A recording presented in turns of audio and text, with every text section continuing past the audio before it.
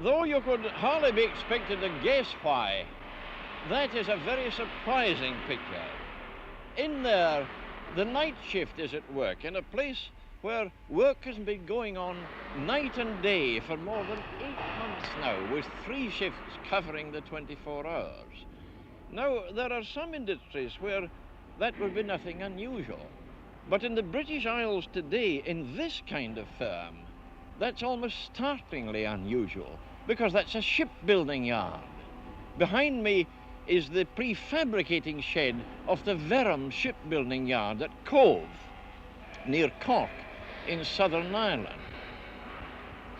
The labour force at this yard has risen steadily since January 1959, and it's still taking on men. And this at a time when British shipbuilding yards, with a very few exceptions, are facing their worst times since the black years of depression in the 1930s. The bulging order books of the booming post-war years have dwindled and dwindled until in some cases there are no orders on the books at all. The great yards of Harland and Wolff at Belfast in Northern Ireland have just paid off 7,000 shipyard workers because there's nothing for them to do. On the Clyde, one yard has been reduced to building caravan bodies. Think of it, caravan bodies.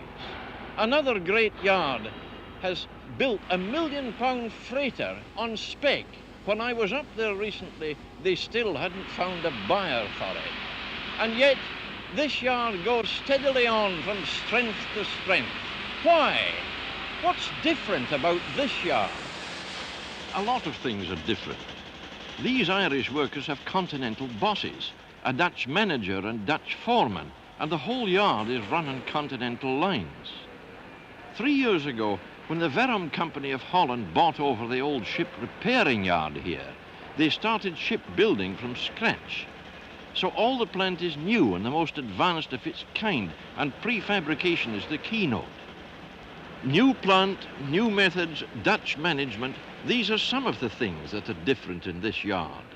But the biggest difference of all is that these Irish workers agreed to abandon traditional British practices, some of them simply out of date, which waste time and send up costs. When the Dutch company took over, there were separate and involved agreements with 12 different unions here. Today, 95% of these men belong to just 3 Irish unions, one for unskilled and semi-skilled men, one for skilled craftsmen apart from woodworkers, and one for woodworkers. All 3 unions agreed to replace the old 5-year apprenticeship with a new 3-year training scheme, under which men over 20 train first in a Dutch yard. And with full union approval, these workers have agreed that a man may do any job which is marginal to his main job. Management get flexibility of labour, men get unbroken employment, and at price and delivery dates, this yard can compete with any. So as I understand it, you 2 shop stewards speak for about 90% of the men employed in the yard here. What would you say are the chief differences between the system here and the system in Britain? Well, the main difference actually would be, I suppose, the number of men you would have employed in a single operation. It would be by far less here. A plater here would do a certain amount of his own welding, such as tack welding, and he would do a certain amount of burning. Whereas in other shipyards in England, probably you would have a burner standing by and a welder standing by, therefore increasing your costs and increasing the number of men naturally on the job. This is really a revolutionary change, isn't it? How did you take it in the first place? Were you not a bit worried about it? Yes, at first we were worried, but then we found that employment was increasing and that really nobody was losing their jobs or otherwise by this. Now, what about conditions and pay? Are they as good as they are in other yards? Well, I can't, compare them with England. I don't know the rates over, but as regards to here, they're tops. Take a trainee starting, a young lad, 20 years of age. He starts at 5 shillings an hour. What will that give him in a normal working week to take home? 11 guineas in a normal work. That's just working 45, but they're all on shift work. So they're averaging £15 a week. A beginner is? A beginner. He's What's on a fully cheaper. qualified man pulling in? Well, he's pulling in 5 and 8 an hour, you see. What's Well, you that a take week that. now? That's 12 odd a week, flat. What's Well, the a top, quarter of what's that. the top earnings here? They're going up very well. I mean, like you have, it's all overtime. At the moment here, for the last 12 months, everybody's on You're overtime. not giving me a figure. You're afraid of the income tax. My wife, maybe? Oh, around £20 a week, average, Are they? like, yeah. Yeah. 15 to 20. As Joint General Manager, Mr. Van Dyke, you're in charge of the actual running of the yard, aren't you? That's right, yes. In Britain, I suppose most people blame trade union restrictive practices for the shipyard's troubles, but the managements aren't blameless either, surely, in Britain. No, I fully agree with you. It's probably the simplest way to blame the unions for all the trouble they have. But I would say that's definitely wrong. I think that the blame is on both sides.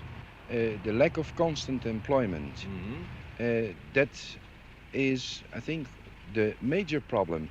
For when I go back in the short history, we are working here now too, an important thing to offer the man constant employment was his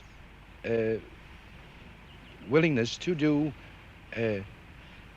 certain jobs which may be marginal to his profession. I take, for instance, this. We had riveters working in the past here, and due to the fact that repairs were not constantly available here, they were in maybe a week every month.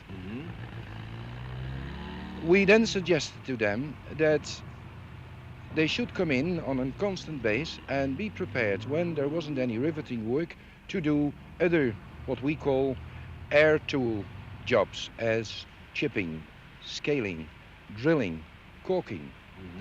They accepted that, and since then those men are constant employed in this yard for the first time in their life, you can say. Do you think then that the fact that men were casual and liable to be laid off when one job was finished is the biggest cause of Britain's shipyard difficulties? I wouldn't say the biggest, but anyhow a very important one, because what you need is the feeling with the man that he belongs to the company, that this yard is part of himself too. The problem with casual employment is, first of all, that the man gets the habit, you can't blame them for that, for developing work. For making work? Making work. I mean, not spinning it working out. in the most efficient way. And you can't blame them for that. For working on a repair job on a ship with the knowledge that when that ship is finished, your employment is finished too. Doesn't make you very enthusiastic about the job, and definitely will not give you interest to do the job in the most efficient way.